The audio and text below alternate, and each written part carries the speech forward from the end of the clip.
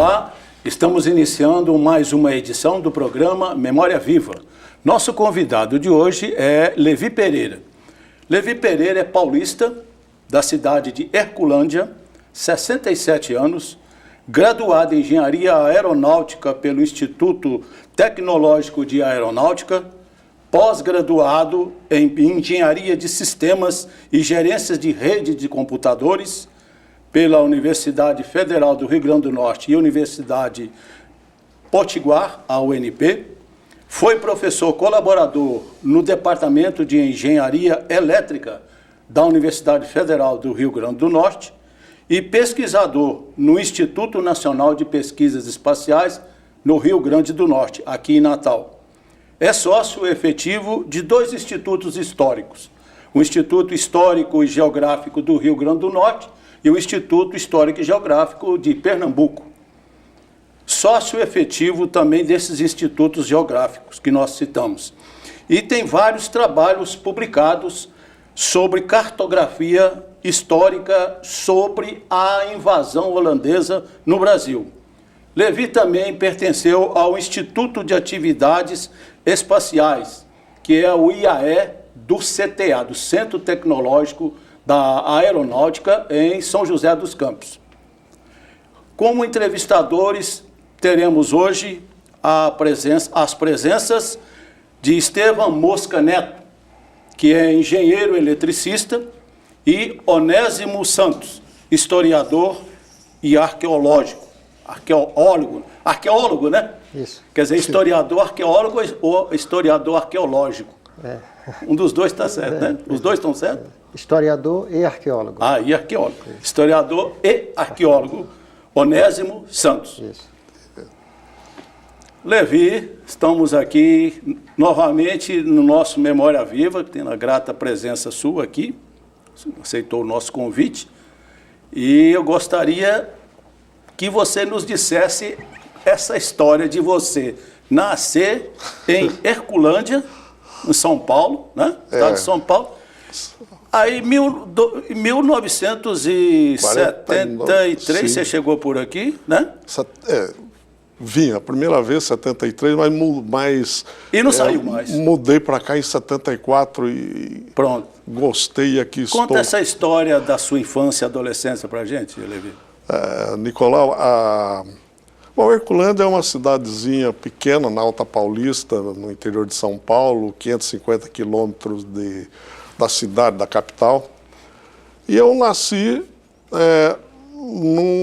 na zona rural, numa pequena chácara, e toda a minha infância e adolescência, praticamente, eu morei em sítios e fazendas, sempre na área rural, na zona rural. O pai era fazendeiro, mexia? Não. O meu avô era chacareiro, sitiante, o meu avô paterno também era sitiante. E as circunstâncias, né? Eu perdi minha mãe com 5 anos e aí saio de uma chácara, vou para a chácara do meu avô e lá fico com 6 anos, né? Nesse período tinha uma coisa interessante. Antes da minha mãe falecer, ela era professora. Não é o filho único, você... Não, eu tenho um irmão 1 ano mais novo, é o Helder, né? Ele hoje é um coronel da Polícia Militar de São Paulo, na reserva já há bastante tempo. A minha mãe era professora primária. Uhum. E meu pai sempre também era um homem relativamente bem instruído, tinha alguns anos de ginasial, não concluiu, são épocas difíceis. E eles me ensinaram a ler, a escrever, a aritmética com 5 anos. Assim, depois que ela falece, eu vou para a casa do meu avô, e aí estado de São Paulo também. Lá em Herculândia ainda. Aí eu vou fazer o primeiro ano, eu entro com 6 anos na escola, e como eu já sabia o que deveria ser ensinado no primeiro ano, a minha professora, chamada Dona Nilva, A dona Nilva, ela gostou de mim. Bom, eu também sempre gostei de escola, de estudar. Realmente, eu sempre fui aplicado. Na escola, eu não flanava. E ela pegou assim um carinho especial, talvez até pela minha condição lá de órfão, esse tipo de coisa. Bom, mas fiz esse primeiro ano do primário, né, do curso primário, né? E aí o meu pai era um homem que ele gostava mais do que, vamos chamar da economia informal. Então ele tinha várias atividades, né, negociar, e ele era um homem que muito ativo, ele não conseguia parar muito tempo em algum lugar.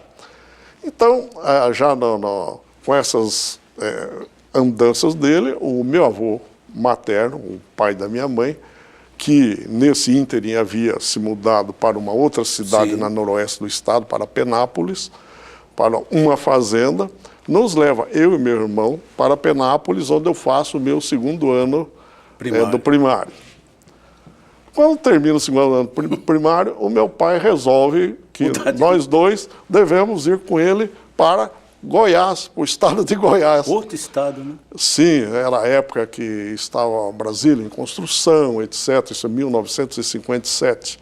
E lá vamos nós, e eu vou com a família, e vamos para uma cidade nova, tinha recém-fundada, chamada Nova Britânia, nas margens do Rio Vermelho, que é um afluente do Rio Araguaia.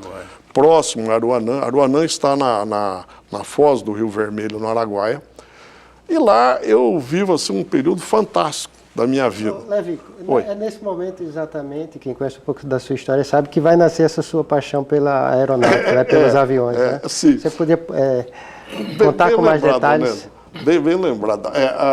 Eu, desde menino, via os aviões passando no ar, olhava, achava aquilo fantástico e eu queria conhecer. Eu vi aviões algumas vezes no aeroporto de Tupã, que era uma cidade próxima a Herculândia. Herculândia não tinha aeroporto.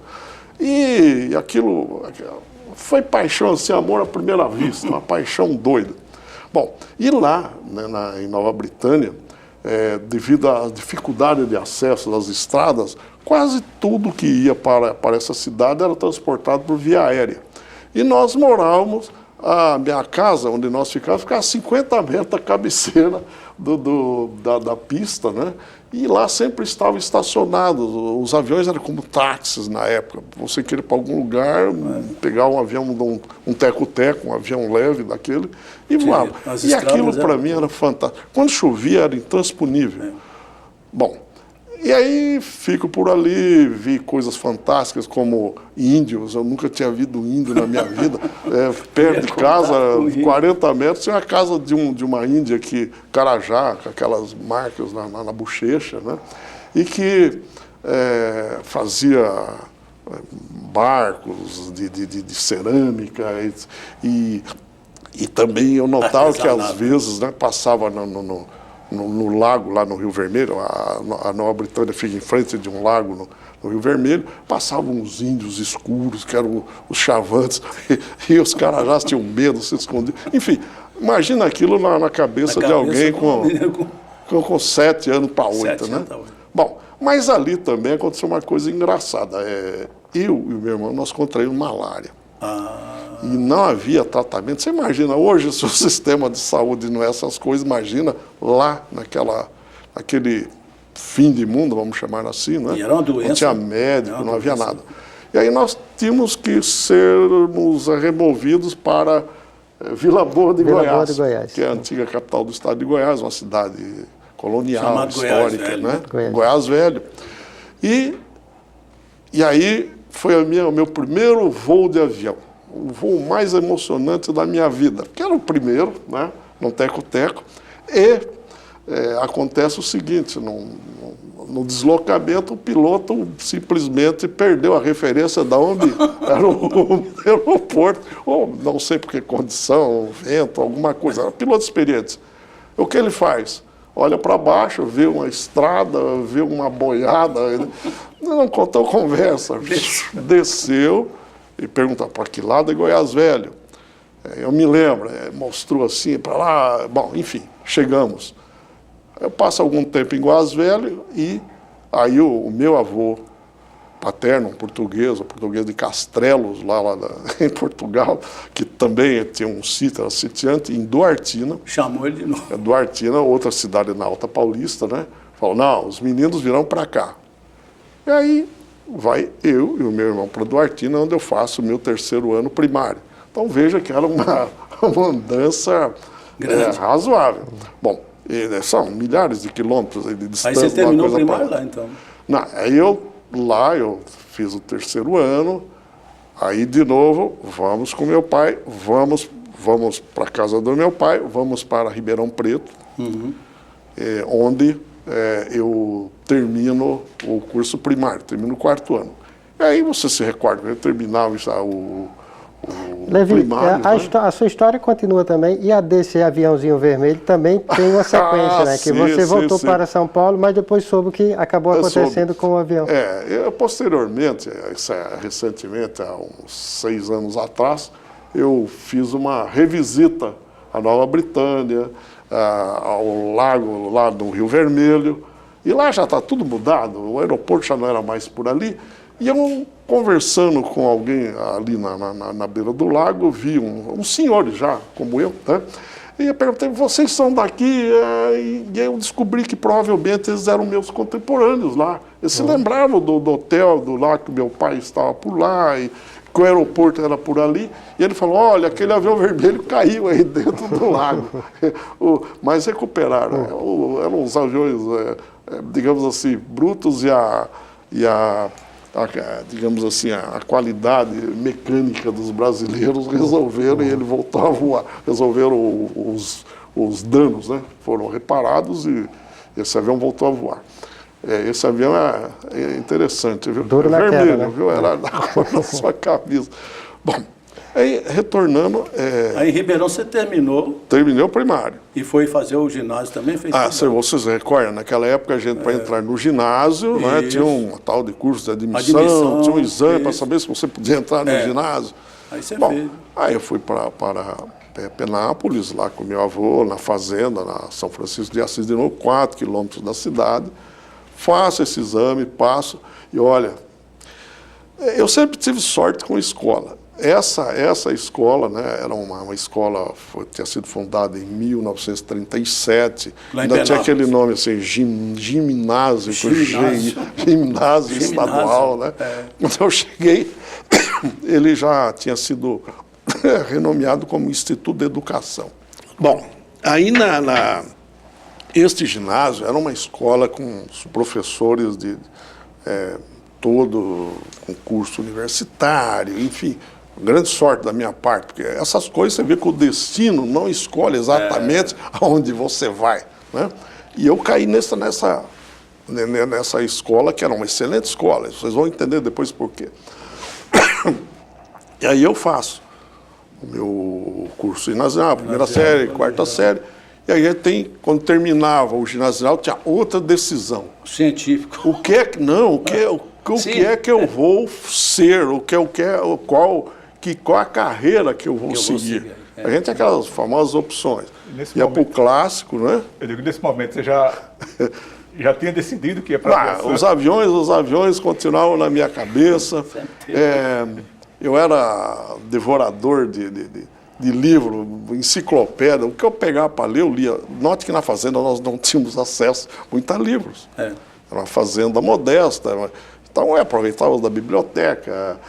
O que eu podia pôr à mão, eu lia.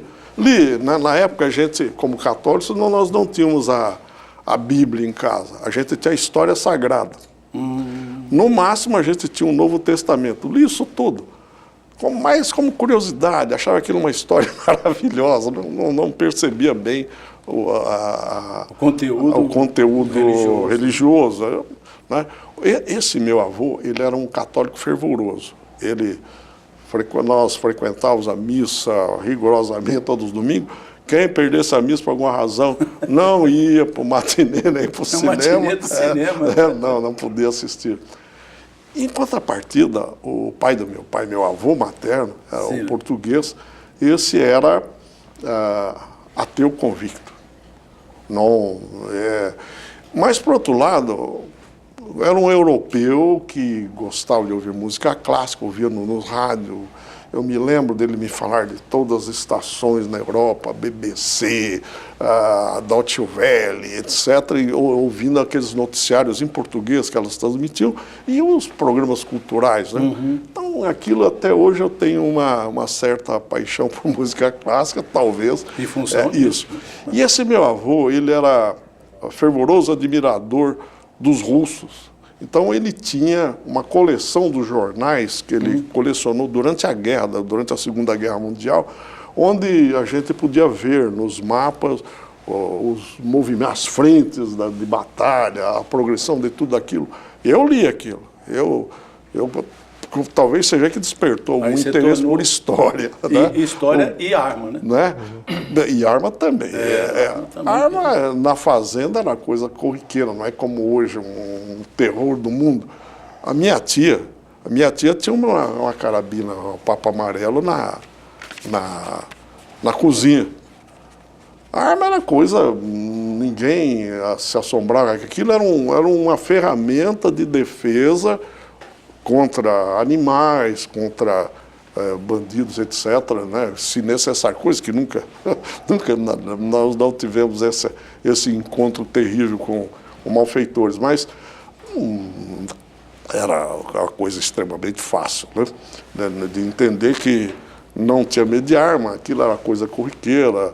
A diversão até no fim de semana era atirarem, fazer tiro-alvo na fazenda, esse tipo de coisa. Sem problema nenhum, sem acidentes, sem coisa. Bom, a gente vai retomar isso daqui um pouquinho, porque nós estamos encerrando o primeiro bloco do programa Memória Viva e voltaremos dentro de alguns instantes.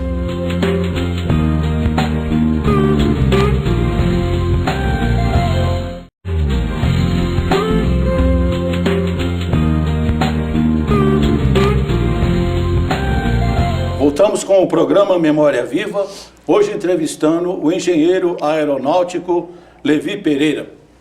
Levi, você deu uma ideia muito boa para a gente sobre a sua infância, a sua adolescência. Aí estava terminando quando você chegou a fazer o ginásio, depois fez o científico, né? E você fez tudo lá em Penápolis, né? Agora, essa vinda para você para Natal, vamos fazer uma ponte entre a sua formação, que a gente gostaria que você nos dissesse, né? Não, alguma parte importante dessa formação lá em São José dos Campos e essa chegada aqui a Natal. Aquela minha paixão por aviões levou-me a procurar uma escola de engenharia aeronáutica. E eu, pela excelência do nosso Instituto Estadual de Educação, lá eu pude fazer um bom científico e fazer um vestibular sem cursinho e conseguir, digamos assim, ser classificado para o ITA. E lá no ITA, né, eu cursei engenharia aeronáutica, na especialidade de projetos de aeronaves, né? Então eu sou engenheiro aeronaves, que dentro desse curso havia eu enfatizei as cadeiras que eu podia escolher, né? A propulsão, a motores, né? E fui estagiário no IAE, o Instituto de Atividades Espaciais. O meu trabalho de formatura foi um projeto de um motor foguete. Famoso! Já chegamos lá, Nicolau. Chegamos lá. E assim que eu concluí o curso, eu fui contratado lá como pesquisador. E nós fazíamos testes em voo de foguetes e desses motores aqui na Barreira do Inferno. E assim eu via para Natal. Vindo a Natal... Isso já no começo da década de 70, né? Isso em 73. E aí eu conheço a Messa, que é a minha esposa, que você conhece bem. Pernambucano e não caicoense, que era... Resolvi casar. Coração, né? Resolvi casar. E aí, ou ela ia para São José, ou eu vinha para Natal. E assim, eu procurei o que é que se poderia ver por aqui, próximo digamos, das competências que eu podia exercer. E foi assim que eu vi que o Instituto Nacional de Pesquisas Espaciais aqui, a regional, né, precisava de analistas de sistemas. E estava vindo um computador novo, um computador de segunda geração. Do nosso grande amigo Mota, Adalto né? Mota, graças ao Mota que abriu as portas do INPE. Lá em São José eu simplesmente tinha uma cerca que separava o IAE, onde eu trabalhava, do INPE. Foi simplesmente passar um portão e ir para o outro lado e logo depois estar aqui. Foi quando eu conheci aí o Mosca. O Estevão Mosca, nós formalmente temos título de pesquisadores. Sim, né? sim. E aí começamos a trabalhar aqui. Ainda o computador que estava aqui era um computador de primeira geração, pequeno, eu vou dar um termo técnico, né? 19.2K, que é 50 vezes menor do pior telefone celular que você tem hoje. Eu digo assim, menor em capacidade de processamento, de memória, de tudo. E com aquilo se conseguia, já estava nos primórdios da informatização dos processos das empresas do governo do Estado, da Universidade Federal, e do próprio INPE, né? Do próprio INPE, que tinha alguma coisa processada aqui. E dessa forma foi que eu cheguei aqui. E quando eu chego aqui, vou residir aonde? Com você. Éramos companheiros na República, ali na Praça Cívica. Paulo, né? Xavier Trindade. Praça Cívica, vizinhos da famosa cabeleireira na época da Luz, né? Luz. Amiga do Paulo. E nós. E companheiro do Nicolau. E é lá que tem essa história aí que ele estava... Conta essa aí, Nicolau, talvez seja melhor você contar. Você é o entrevistado, você que tem que Sim, contar. Mas você só dá um mote. Bom, o mote é o seguinte, tinha lá no nosso quarto lá, era com a cama de Levi e outra minha, e no meio tinha uma caixa, um baú. Isso me intrigava, eu falei, o que tem desse baú? Porque como jornalista, a gente fica fuçando as coisas. E eu comecei a fuçar, e ele não dizia. Aí um belo dia eu falei, Levi, afinal de contas, o que tem dentro desse baú? Aí agora você diz. Eu disse, eu vou lhe mostrar. Abri. E eu tinha a maquete do foguete que era, digamos assim, o produto do meu trabalho de formatura, que nós testamos os motores dele lá no IAE, né, disparos reais, e eu tinha aqui uma maquete, era simplesmente a casca do bicho. E eu coloquei medo nele, falei, isso é muito perigoso. Eu não sabia o que era. Bom, isso aí foi a vinda para cá, né? O Mosca foi, aí foi que Mosca, né, Mosca, que você conheceu Levi, foi no INPE, né? Conta aí um pouquinho e para a gente dar uma... Na época, o pessoal de informática era muito oriundo da área de exatas, né? Eu também sou engenheiro eletricista por formação. E tinha matemáticos, tinha outros engenheiros, de engenheiro civil, engenheiro eletricista, aeronáutico, como... Você formou aqui pela Federal? Eu formei aqui pela Federal. Quando o Levi chegou, eu ainda estava terminando o meu curso, mas já tinha ingressado no INPE como programador. Sim. E quando ele chegou lá, tinha pouco tempo que estava no INPE, e nos conhecemos e começamos a trabalhar junto aí. Ele, na época, era que chefiava a equipe que estava desenvolvendo alguns projetos novos, e eu participava da equipe com o Levi, né? No final de 74 é que eu fui alçado à condição de pesquisador. Foi quando terminei o meu curso de engenharia. Aí automaticamente fomos para isso daí. Então, assim, trabalhei trabalhamos juntos aí desde a chegada do Levi, né? E amizade até hoje, né? Sim, ficamos Grande com respeito mútuo, profissional, inclusive. Eu acho que profissionalmente a gente se completava bastante, um mais agitado, o outro mais calmo. E foi nessa época que logo depois surgiu o projeto Saci, não foi? Não, o projeto Saci... E no fim a universidade... O projeto TVU, Saci, né? nasceu no INPE, que gerava os programas, digamos assim, as aulas, né? E a ideia e a disseminação seria feita, como disse, pela TVU e por satélites. Já tinha a ideia de que haveria antena de satélites distribuídos pelo interior nas escolas para ver o que a gente chama hoje de teleeducação, telecursos, né? Os telecursos, famosos telecursos. Já naquela época a gente estava isso. E isso foi a grande razão do nascimento da TVU. Onde nós trabalhamos também era um outro convênio, era o convênio entre a universidade, o INPE e o governo do estado, para manter o centro de processamento de dados, que tinha como missão informatizar alguns processos. Que não tinha naquela época. Não, nada. Você imaginar, um computador naquela época custava 4, 5 milhões de dólares. Era uma coisa difícil até para o governo do estado comprar. O INPE, quando eu vim para cá, o INPE aqui já operava esse computador de primeira geração, que nós falamos, o BOL, o B500, depois de Unisys, né? Que é pequeno, e vinha um computador que estava sendo desativado em São José dos Campos, de segunda geração, era um 3500, que era...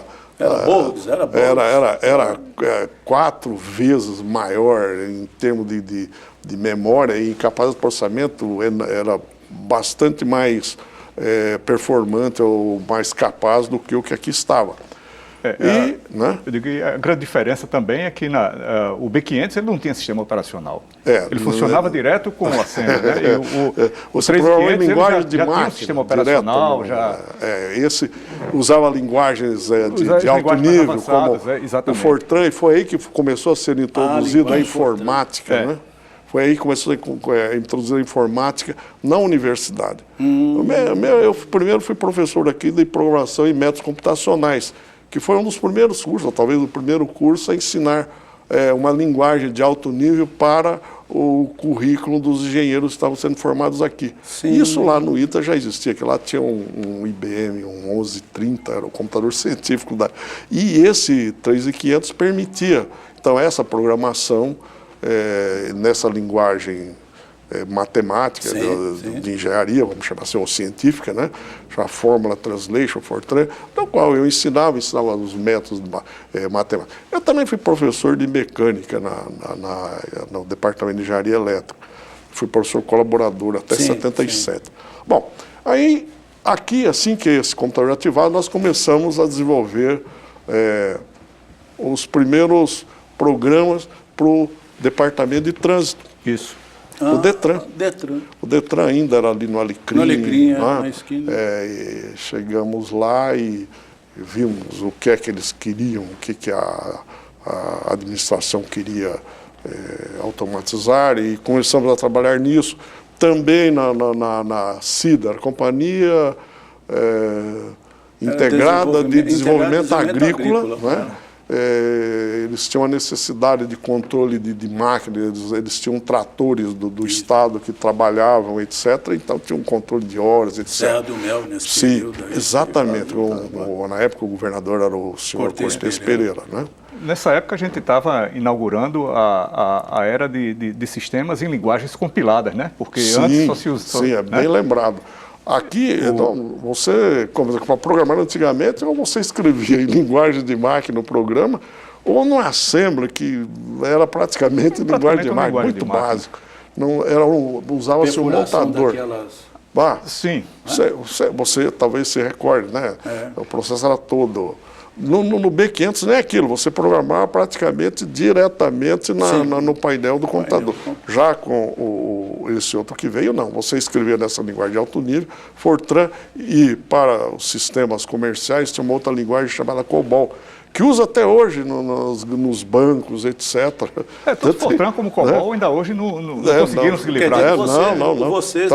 Vocês dois deram início praticamente junto. Sim, a desenvolvimento de sistemas em linguagem compilada, como ele está dizendo. Exatamente. Sim. O ensino na universidade e esse desenvolvimento desse no estado Detran. Isso. E depois parece que teve também em mais 2 empresas, não tem? Que vocês também estavam lá, né? Ou só numa só? Cosern e Telern, né? Eu aí, o Estevão fica, ele permaneceu durante algum tempo no INPE e eu saí, eu deixei de trabalhar no INPE aqui e fui para a Cosern, a Companhia de Serviços Elétricos do Rio Grande do Norte. E lá também eles queriam melhorar os processos administrativos, financeiros e técnicos da empresa, de controle de equipamentos, medidores. Os administrativos financeiros incluíam o faturamento. Quando eu cheguei lá, esse faturamento era processado em Recife. E era o único sistema que funcionava na Cosern. Aí eu comecei numa assessoria, na assessoria de apoio empresarial, gestão empresarial, né, ligado diretamente à presidência. E aí começamos a desenvolver novas aplicações, comecei a contratar uma empresa, um birô de prestação de serviços que também foi originário de pessoas que trabalharam aqui no Comperne. Né? Na realidade, foram as pessoas que começaram a parte de informática aqui. Comercial, antes prestação de serviços. Para o INPE, né? Sim. Que era o Sebastião Caldas, o Joaquim Elias e o Garcia, né? O Grego, e o Marcos, né? E o Marcos. O Marcos ficou no INPE. O Marcos ficou no INPE, né? Então, o Marcos, nós encontramos aqui. Eles começaram todo o desenvolvimento em cima do B500, que era a primeira geração, foi feito basicamente por esse pessoal. Por esse grupo, né? Quando o Levi veio para cá, então nós começamos a trabalhar outra tecnologia, outra máquina, uma capacidade maior de desenvolver as coisas mais rápido. Especificamente em função da vinda do 3500, não foi isso, Levi? Isso. Tipo de computador mais avançado. Era um computador mais avançado, linguagem diferente e enfim. Conseguimos fazer as coisas mais rápidas, né? Programar máquina era complicado. E de lá para a Telern? Bom, lá na Cosern... Aí ele esteve com você, não? Aí eu começo a expandir a equipe da Cosern. Aí começamos a implantar na empresa de prestação de serviço os sistemas administrativos, né? Folha de pagamento, contabilidade, etc., usando o sistema. E, através de um convênio com a Eletrobras, nós estávamos começando a desenvolver os primeiros sistemas técnicos, por exemplo, aquele sistema de balanceamento de carga em redes, etc., né? Foi fruto desse convênio. E com isso, houve uma necessidade de expansão na Cosern. Nós passamos a desenvolver e a programar, começamos a contratar analistas de sistemas, né? Inclusive aí veio o Mosca vai até a Cosern e nós começamos a desenvolver isso. E lá criamos uma boa reputação. E tinha um detalhe, como nós não tínhamos computador, nós alugávamos os computadores aqui, do próprio Comperne, o 3500, o computador da Guararapes. Onde tivesse computador disponível aqui, a Cosern era faminta por horas de computador. E nós só sobrava que hora? De 9 da noite até 6 da manhã. E com isso, eu digo que nós conseguimos juntar um grupo de abnegados, viu? Pronto, então a gente vamos retomar isso no outro bloco, porque nós estamos encerrando agora o segundo bloco. E voltaremos dentro de alguns instantes.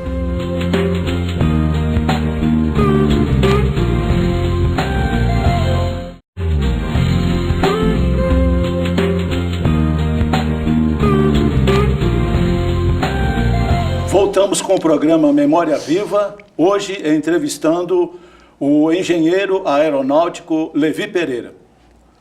Bom, Levi, vamos só voltar um pouquinho, né? Como aquela parte está falando, da Cosern, depois vamos para a Teler, e aí? O assunto é enorme, é por isso que... Infelizmente o tempo da televisão, vocês sabem, é muito reduzido. Lá na Cosern, nós conseguimos desenvolver e chegou num certo ponto que nós precisávamos de um computador e nós conseguimos aprovação, na época nós tivemos aprovação do governo do estadual, a Cosern é uma empresa na época da administração direta. Isso. Né? E da indireta. Indireta, né? Administração indireta. O primeiro computador que chega, eu consegui embutir nele um lote de 12 terminais, a gente chama hoje de terminais burros, porque eles não têm processamento próprio como os microprocessadores. Nós não tínhamos ainda microcomputador na época, a tecnologia não tinha chegado a isso ainda. E quando isso chega, nós percebemos que poderíamos fazer um sistema de atendimento a público online. E converso com o Mosca era o líder da equipe de desenvolvimento, falou, vamos fazer. E resolvemos fazer, disponibilizar a impressão das contas da Cosern, refaturar essas contas, né? Contabilizar isso. E vimos que podemos, com esses terminais, fazer com teleprocessamento, fazer o atendimento em Mossoró e Caicó.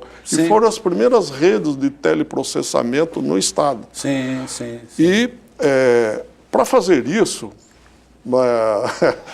era muito complicado trabalhar com aquele computador, mas nós fizemos. O Mosca pegou a coisa e nós, Mosca, me conserte, se foram 3 dias e 2 noites direto, sem dormir, sem ir para casa. Exato. Não sei como as esposas aguentaram. Na realidade, nós primeiros tivemos que estudar bastante, porque trabalhamos com conceitos novos, que não estávamos acostumados, né?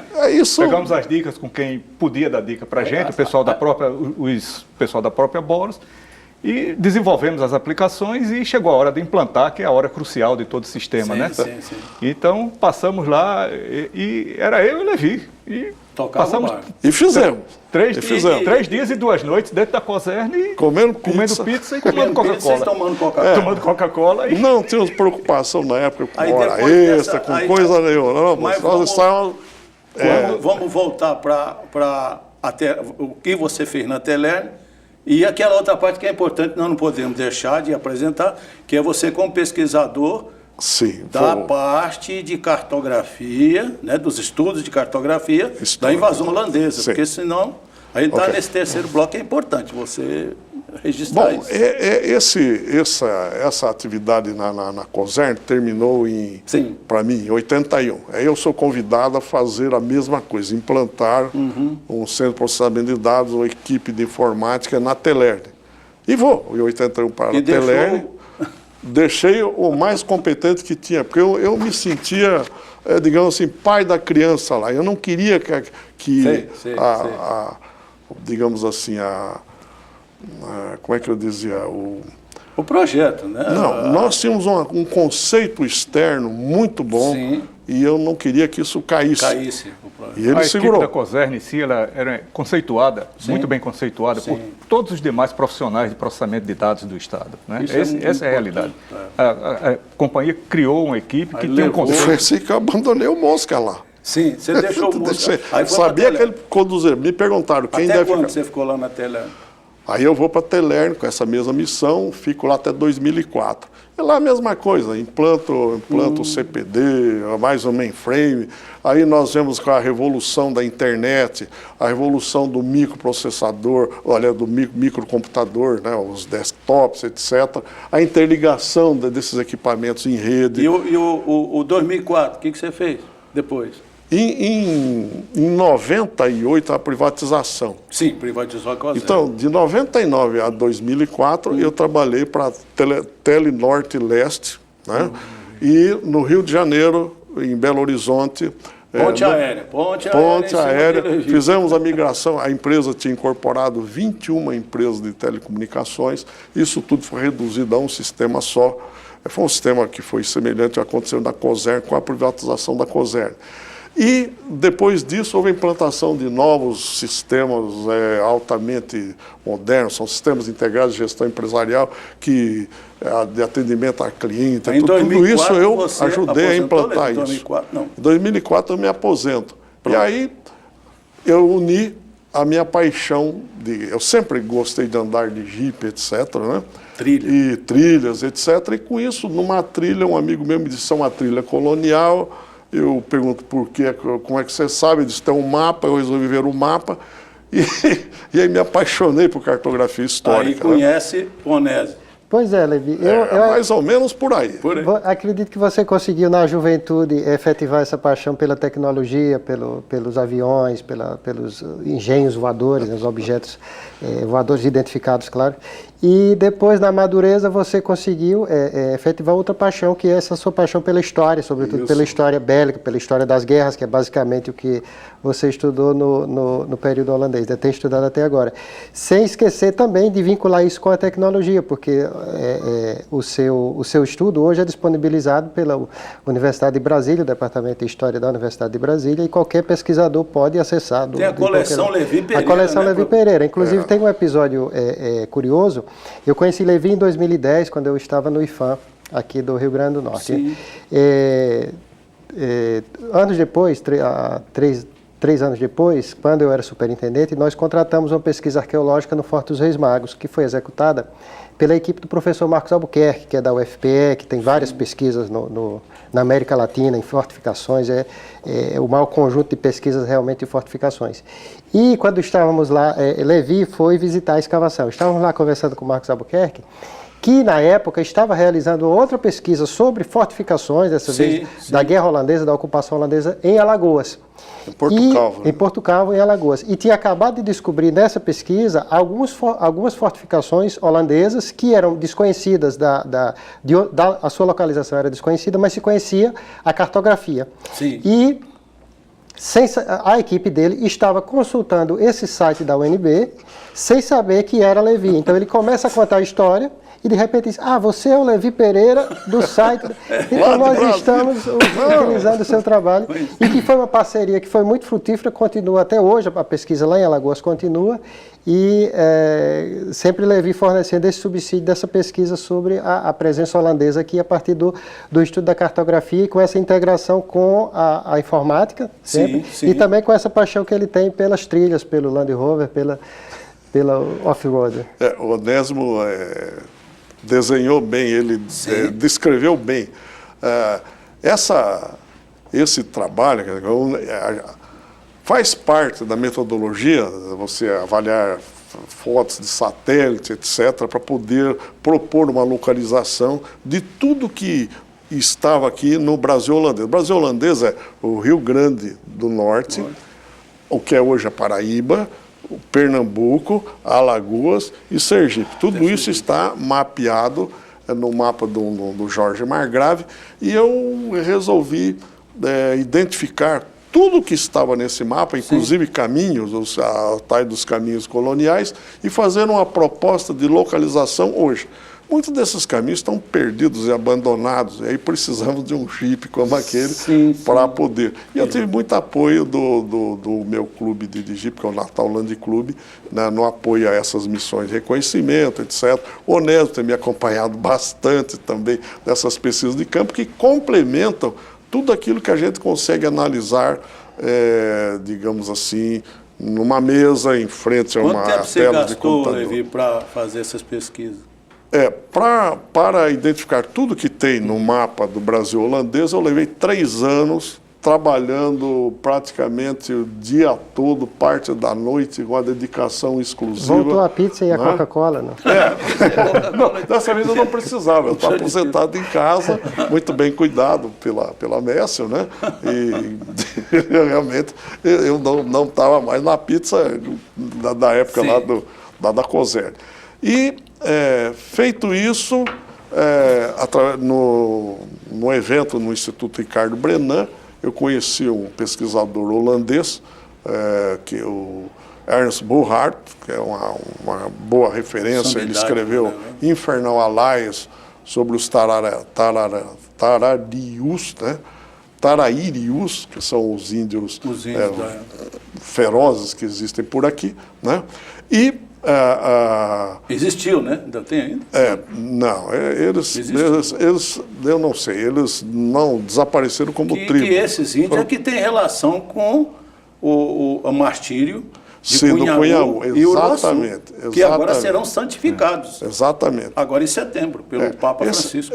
Esse estudo, inclusive, permitiu perceber que construíram realmente o Uruaçu? O santuário, no local mesmo. No local, se não for o próprio, é bem próximo, né? Mas eu também identifiquei todos os outros caminhos que existiam na época, tudo que está por ali.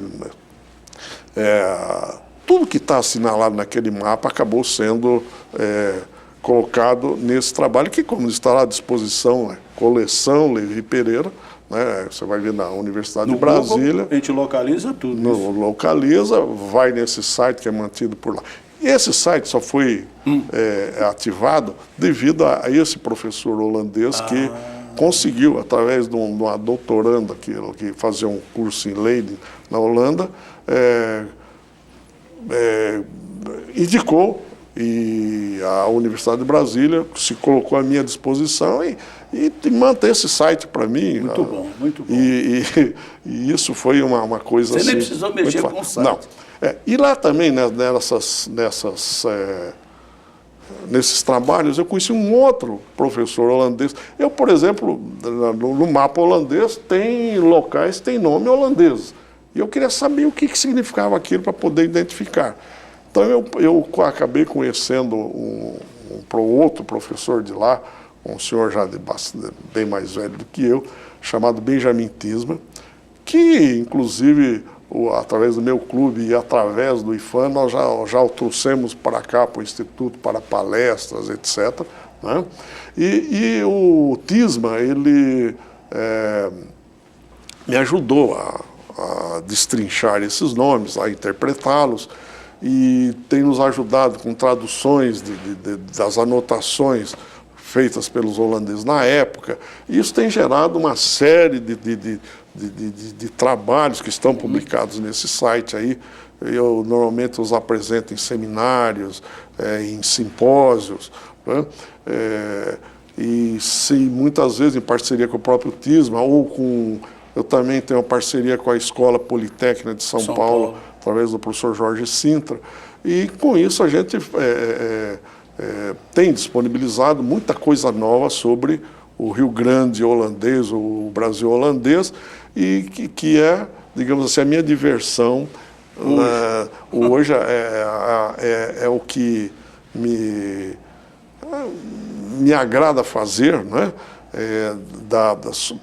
Em cima de cartografia histórica, depois que eu estou aposentado. Sim. Então, aposentado, como dizer, eu voltei para a cartografia histórica. Uma coisa que você gosta, né? E o trabalho vem sendo validado. O Brasil Arqueológico que o Onésimo citou, muito conceituado, utiliza o meu trabalho normalmente no apoio à localização. Foi graças a esse trabalho que se conseguiu localizar, né, numa interação, né, de procura aqui, procura acolá, o próximo a isso, o próximo àquilo. Foram localizadas 3 fortificações perdidas lá em Porto Calvo, né, uma na ilha, 2 em cima dos montes, e que isso tudo me deu uma grande satisfação em saber que o trabalho tinha, digamos assim, uma qualidade de materialização, né, que é o papel do arqueólogo, nesses casos em que as coisas estão esquecidas, né, infelizmente esquecidas, ajuda, o arqueólogo é quem realmente consegue dar a palavra final sobre os restos materiais efetivos e para digamos assim, o reconhecimento, né, o fecho final, digamos assim, de qualquer proposta que você possa fazer em cima de um mapa. Sim. E, graças a Deus, a qualidade do trabalho tem sido suficiente para essas descobertas. Você tem recebido reconhecimento, né? E tem sido registrado o trabalho de vocês, né? Hoje eu sou consultor de cartografia histórica holandesa, veja bem, holandesa, da Universidade Federal de Pernambuco. Esse eu me sinto Aí extremamente você sai lá honrado. de São Paulo, daquele interior, foi para Goiás, voltou para São Paulo, veio para Natal e um paulista hoje reconhecendo Potiguar, a né? história. O norte rio-grandense, porque eu estou aqui Sim. desde 74. Meus filhos nasceram aqui. Você está registrando a história, né? A história do Rio Grande do Norte, não é isso? Vocês concordam? Sim, com certeza. Aí é uma coisa interessante, por exemplo, a gente tem que lembrar que o Memória Viva aqui, ele dá um momento de reflexão você sobre o vai que a gente voltando, faz, né? e a gente começa a Importante perceber coisas, onde é que eu estava inserido. Isso. Veja, que eu e o Mosca discutimos sobre a história recente, dos anos 70 para cá, da informática no Rio Grande do Norte. Rio Grande do Norte. Nós participamos do grupo de pioneiros, né? Hoje a coisa está extremamente difundida, a tecnologia está facilitada. Na época não tinha muitas empresas de informática. Não é como isso, você tinha que ser um alto especialista para poder trabalhar com aquelas máquinas. Eram grande, difíceis caras. de serem, caras e difíceis de serem manejadas, né? Então, tem esse lado dessa abordagem Da informática. Da informática recente, que é um aspecto às vezes pouco lembrado aqui. Eu acredito que alguém vai precisar recuperar a história desse pessoal da Sistema, que é a primeira empresa comercial, a primeira empresa de prestação de serviços em informática aqui no Estado. Birô de serviço, Birô de serviço, como se chamava na birô época, de né? serviço, eu me lembro. Isso é uma coisa assim, que isso precisa de uma certa abordagem melhor que nós estamos fazendo. E depois que me aposento, me volto para o Rio Grande, do início do Rio Grande. Isso, nós estamos falando de 1630, aqui no Rio Grande, 1634, dezembro de 34 a 1654. Também cuidando de história do Rio Grande. É claro que eu me expandi para o Ceará, para Pernambuco, para Sergipe, mas a história daqui está tratada daqui. Esse assunto talvez a gente possa voltar com Memória Viva exclusivo para a invasão holandesa, para essa história desse trabalho que vocês estão fazendo, que precisa ser divulgado, que precisa dar o conhecimento da sociedade potiguar, e a sociedade brasileira precisa conhecer isso. Então nós agradecemos a sua presença aqui, você ter aceito o nosso convite, o convite da produção do programa. Agradecemos também a presença ele disse que não é professor, mas professor Onésimo, né? Onésimo é bom Santos, né? Santos. E que ele é pernambucano, né? Acabou de nos dizer que é pernambucano. E o Estevão também, Mosca, que o pessoal conhece mais como Mosca, né? Sim. Mas Estevão Mosca Neto, que é como o Levi, é um engenheiro, só que ele é eletricista. Né? Sim. Então agradecemos a presença de vocês, esperando na próxima oportunidade o programa Memória Viva, trazendo novidades e personalidades do Rio Grande do Norte e do Brasil também.